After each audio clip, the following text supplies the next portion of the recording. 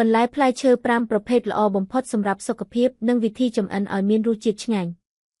ការទទួលទានបន្លែនិងផ្លែឈើទៅតាមរដូវកាលមិនត្រឹមតែជួយឲ្យយើងទទួលបានជាតិពិលនិងវីតាមីនពេញលេញប៉ុណ្ណោះទេប៉ុន្តែថែមទាំងជួយសន្សំសំចៃថវិកានិងទទួលបានកសិផលស្រស់ល្អទៀតផងខាងក្រោមនេះគឺជាបន្លែផ្លែឈើទាំង5ប្រភេទដែលសម្បូរដោយសារធាតុចិញ្ចឹមព្រមទាំងវិធីងាយក្នុងការចម្អិនឬទទួលទាន1ផ្លែល្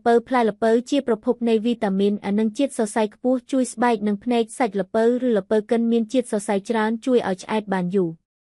វិធីទទួលទានដុតឬចំហុយរួចកិនធ្វើជាស៊ុបលាយក្នុងបបរឬធ្វើជានំគ្រាប់ល្ពៅក៏មិនត្រូវចោលដែរអាចយកទៅលីងធ្វើជាអាហារសម្រន់ដ៏ល្អ2ខ្ទឹមបារាំងស្លឹកធំមានជាតិប្រឆាំងការរលាកជួយការពារបេះដូងនិងមានសារធាតុការពារភ្នែកព្រមទាំងជួយសម្រួលសរសៃឈាមវិធីទទួលទានត្រូវលាងទឹកឲ្យស្អាតជម្រះដីតាមចន្លោះស្លឹកយកទៅឆាសួរស៊ុបឬឆាជាមួយសាច់ផ្សេងជំនួសខ្ទឹមបារាំងធម្មតា3ស្ពៃក្តោបតូចឬស្ពៃទឺជាបន្លែត្រកូលស្ពៃដែលមានសារធាតុ glucosinolates ជួយប្រឆាំងនឹងជំងឺមហារីកនិងមានជាតិសរសៃខ្ពស់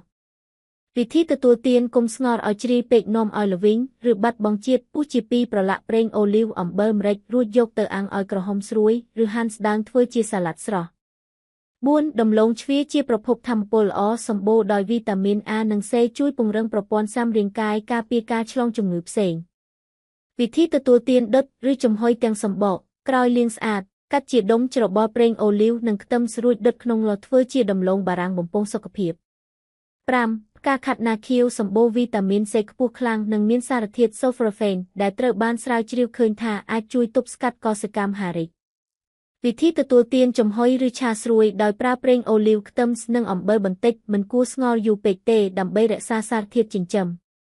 គន្លឹះបន្ថែមសម្រាប់សុខភាពនៅពេលទិញបន្លែផ្លែឈើទាំងនេះនៅតាមផ្សារស្រស់ឬផ្សារទំនើបសូមជ្រើសរើសបន្លែណាដែលស្រស់គ្មានជាតិគីមីឬបន្លែដាំតាមធម្មជាតិដើម្បីទទួលបានសុវត្ថិភាពនិងអត្ថប្រយោជន៍ខ្ពស់បំផុត